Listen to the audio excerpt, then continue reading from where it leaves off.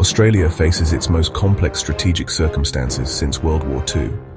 The world has shifted rapidly, and our old defense assumptions no longer hold. We've moved from post-Cold War stability to intense strategic competition, especially in the Indo-Pacific. The strategic warning time we once relied on has vanished. We can't assume years to prepare for conflict. Threats are now closer to home, with the rise of a more assertive China and shifting regional power balances. This directly impacts our national interests, trade, and security. Rapid technological advances, cyber, AI, hypersonics, are transforming warfare. Our military, designed for the industrial age, must adapt to the information age. Simply buying more traditional ships, tanks, and planes isn't enough. We needed a comprehensive review of our defense structure, capabilities, and workforce. The Albanese government recognized this urgency and launched the Defense Strategic Review. The aim, a root and branch examination, not just minor tweaks. The review's goal was to ensure the ADF is fit for a more dangerous, contested world. It was a necessary response to profound changes in our security environment. Australia must be ready for new threats. Now, not in a decade. The Defense Review marks a turning point in how we protect our nation. The government appointed Professor Stephen Smith and Air Chief Marshal Sir Angus Houston to lead the review. Their combined political and military expertise ensured a balanced, credible process. The review was independent, comprehensive, and unflinching in its assessment. It involved extensive consultation across government, including defense, foreign affairs, and home affairs. State and territory governments were engaged, recognizing security is a shared responsibility. The review also reached out to defense industry, academics, think tanks, and international partners. The leads visited key allies like the US and UK to discuss shared challenges. This broad engagement tested ideas and added depth to the final report. The result was a rigorous whole-of-nation approach. The government released a public version of the review and its initial response. Transparency was key. Australians and our partners needed to understand the rationale for change. The review wasn't just for defense insiders. It was a national conversation about our security future. It set the stage for a new era in Australian defense policy. The Defense Strategic Review's core message is clear. Australia must shift from a balanced force to a focused force. The ADF can no longer do a bit of everything. It must prioritize defending Australia and our immediate region. The new approach, strategy of denial, aims to deter adversaries by making any attack too costly. This means investing in long-range strike, cyber, space, and undersea warfare, not heavy land forces. The Indo-Pacific is now our primary area of military interest. Our defense efforts must concentrate on Southeast Asia and the Pacific, where our security is most at stake.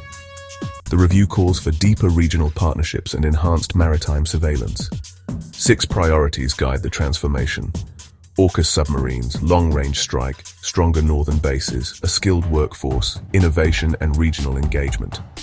These priorities reshape the ADF for the threats of the coming decades. It's a major departure from past planning.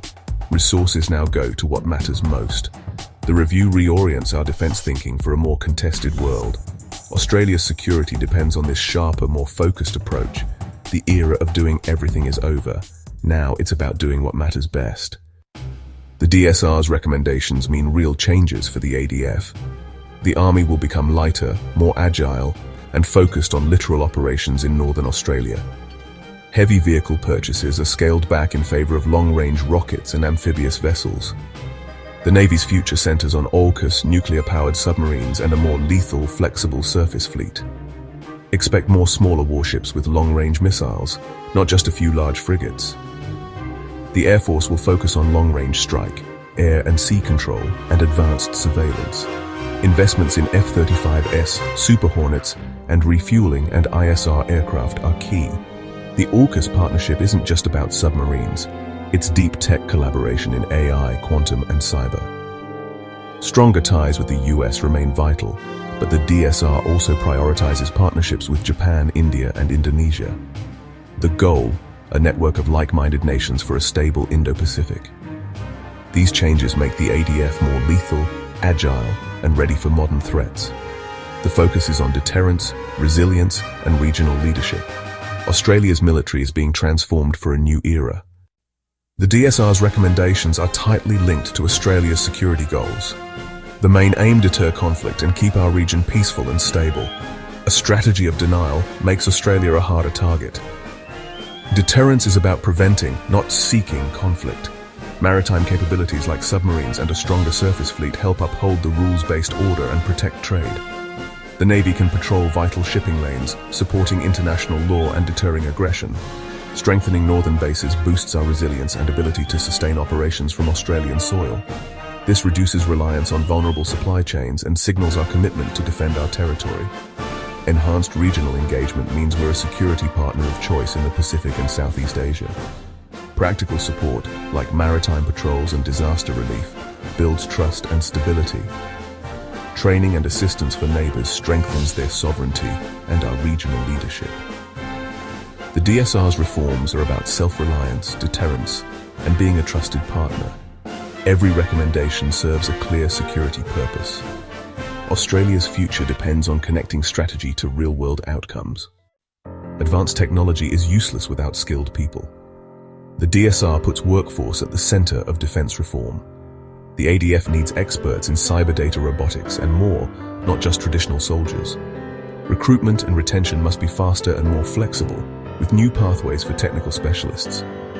Defense must tap into civilian talent, allowing short-term service for experts in fields like cybersecurity. This requires a cultural shift, more porous boundaries between defense and the wider community. The AUKUS submarine program alone demands thousands of highly skilled workers. Building this workforce means investing in education training and industry partnerships nationwide. It's a national challenge, not just a defense issue. The review also calls for better support for ADF members and families. Housing, healthcare, and well-being. A valued, supported force is more effective and more likely to stay. Investing in people is the foundation of national security. The DSR's vision will only succeed if we get the workforce right. The Defence Strategic Review isn't just for experts. It affects every Australian. At its heart, it's about protecting our way of life in a more uncertain world. The review's changes will drive economic growth, creating thousands of high-skilled jobs in defence and manufacturing. Building AUKUS submarines and advanced systems will boost our sovereign industry and reduce reliance on imports. A stronger defence makes Australia a more respected and influential partner globally. Our diplomats are backed by real capability, giving us a stronger voice on the world stage. The DSR is a call to action. Security can't be taken for granted. It requires investment, national resolve, and public support. The review is just the beginning of a long-term transformation. Its success depends on government, the ADF, and the Australian people working together. This is a national endeavour to secure our future. In challenging times, the DSR gives us a clear plan. Every Australian has a stake in our security and prosperity.